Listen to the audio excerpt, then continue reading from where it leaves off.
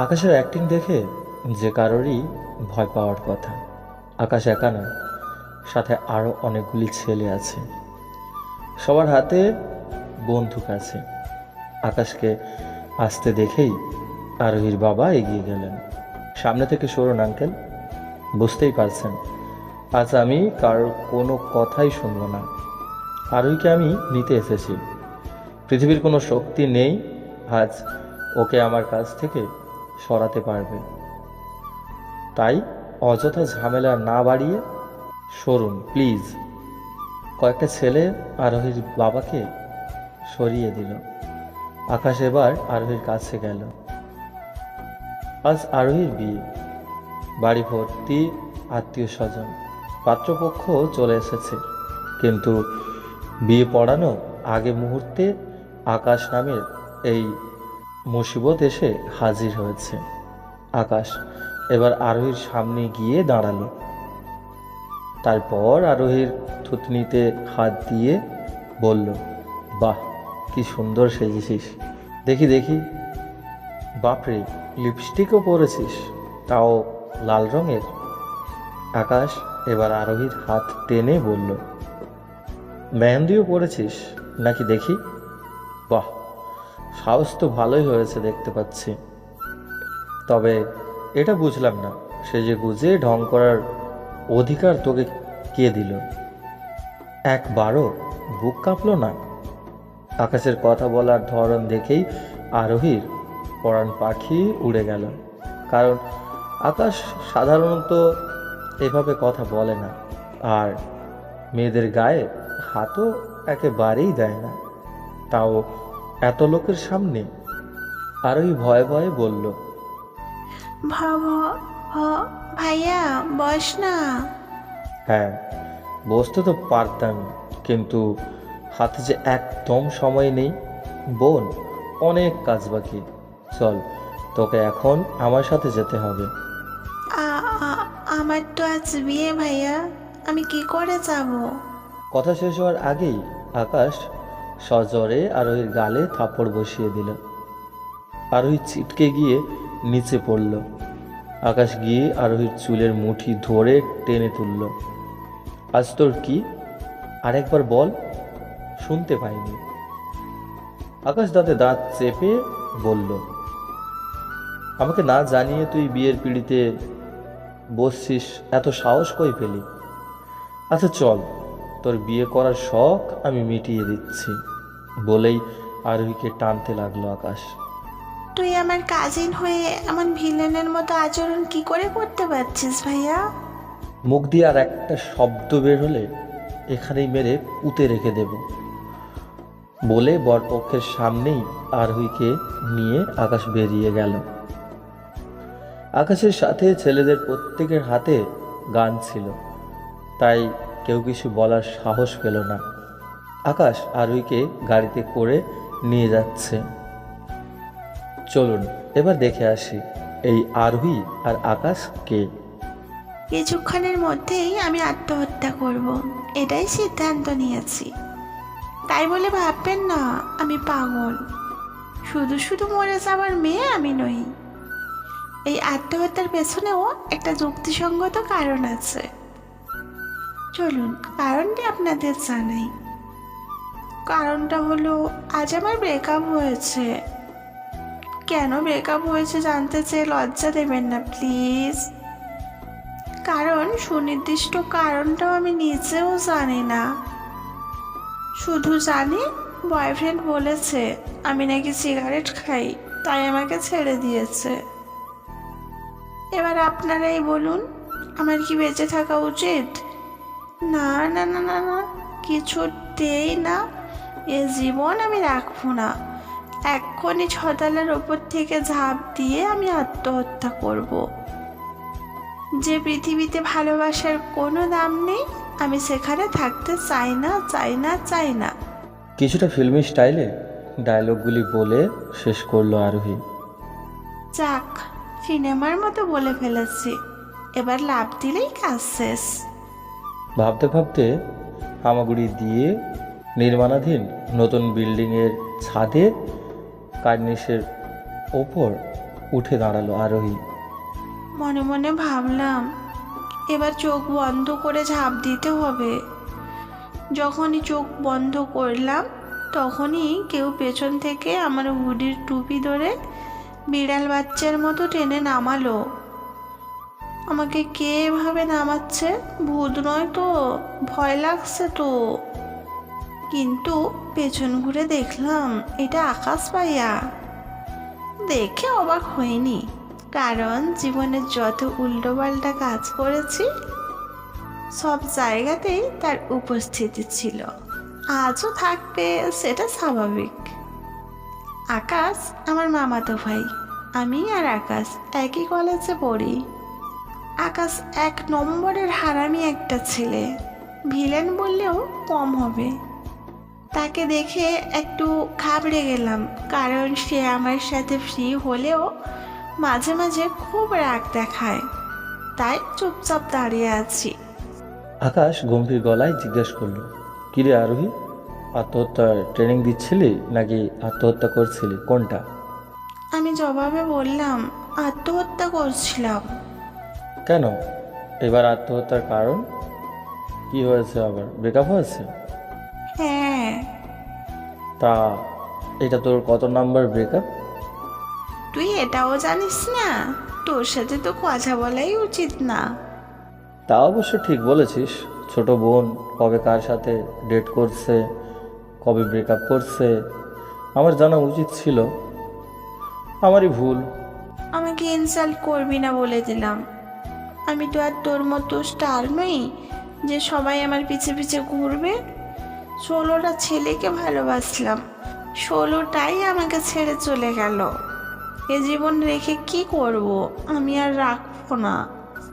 যাক, আরও একটা ছেলের জীবন বাঁচলো তাহলে। তোর হাত থেকে মুক্তি পেয়েছে, মানে বিরাট ব্যাপার। কি বললি? কই কিছু না তো। তাই এবারে ব্রেকআপের কারণ কি? বরাবরের মতো এবারেও সঠিক কারণ জানি না, তবে বলেছে আমি নাকি সিগারেট খাই। ও, খাস না বুঝি? মাঝে মাঝে একটু খাই, বেশি না তো। তাই বলে ব্রেকআপ করে দিতে হবে? আকাশ ফোন টিপতে টিপতে কথা বলছিল। এবার আরোহীর দিকে তাকিয়ে বলল, তোর বয়স কত? এটাও জানিস না? তোর তো ভাই হওয়ারই কোনো যোগ্যতা নেই। আমি জানি তোর বয়স কত। তোর বয়স 15 বছর। এই 15 বছরে তুই 17টা প্রেম করছিস। এবার লজ্জা হওয়া উচিত না? আমি কি করব? আমি তো ভালোভাবেই প্রেম করি। ছেলেগুলো কেন জানি কিছুদিন পর আমাকে ছেড়ে দেয়। আমার তো মনে হয় এর পেছনে নিশ্চয়ই কোনো রহস্য আছে। বুঝলাম, প্রেম করতে খুব ভালো লাগে তাই না? খুব। কেন ভালো লাগে? এই যে সুন্দর ছেলেদের সাথে প্রেম করলে আমার ফ্রেন্ডগুলো জ্বলে, তারপর ক্লাসের ছেলেগুলোর কাছে ডিমান্ড বেড়ে যায়, তারপর বয়ফ্রেন্ড আমাকে সুন্দর বলে, আমাকে নিয়ে কবিতা লেখে, গিফট দেয়, হোস্টেলের সামনে সারা দিন দাঁড়িয়ে থাকে। খুব ভালো লাগে এগুলো। তুই তো কখনো করিসনি, বুঝবি কি করে? থাক, আমাকে না বুঝালেও চলবে। যা, এবার হোস্টেলে যা। ভাইয়া, ওই ভাইয়া শোন না। আকাশ, এই ভাইয়া একটু শোন না। আকাশ ফোনের দিকে মুখ করে উত্তর দিল। হঠাৎ সুর বদলে গেল কেন? ব্যাপার কি? একটু তাকা না আমার দিকে। পারবো না, গেম খেলছি। যা বলার বল, আমি শুনছি। আমি দেখতে কেমন? খারাপ না। জীবনে কখনো তাকিয়ে দেখেছিস বলে মনে হয় না, তাই সুন্দর বললি না। বানিয়ে বলতে হবে? না থাক, খারাপ না বলিস। এই অনেক সব মেয়েকেই তো খারাপ বলিস। আচ্ছা ছাড়, শোন না। শুনছি তো। তুই না খুব সুন্দর দেখতে। জানি, সবাই বলে, নতুন করে বলার কি আছে? আরে ব্যাপারটা বোঝ। এই সুন্দর ওই সুন্দর না, আমি বলতে চাচ্ছি যে আমার তোকে ভালো লাগে। সে তো সব ছেলেকেই লাগে। বাবা, আমি বলতে চাচ্ছি যে বলতে না চেয়ে কি বলতে চাস বলে ফেল। প্রেম করবি আমার সাথে? আকাশ ফোনের দিক থেকে মুখ সরিয়ে আরোহীর দিকে তাকিয়ে বলল, প্রেম করলে কি হবে? আমার স্ট্যাটাসটা অনেক বেড়ে যাবে, ফ্রেন্ডরা হিংসা করবে, আমায় বলবে দেখ আরোহীর বয়ফ্রেন্ড কত হ্যান্ডসাম, তোর জন্য কত মেয়ে পাগল, তুই তাদের পাত্তাও দিস না।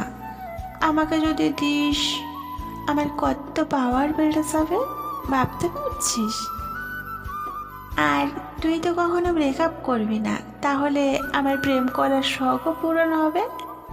এমনিতে তো প্রতিদিন আমি কোনো না কোনো ঝামেলা করি, আর তুই সেটা মিটাতে আসিস, তখন না হয় প্রেম করতে আসবি। তুই যদি প্রেম করিস, প্রমিস করছি আমি আর কোনো ঝামেলা করব না।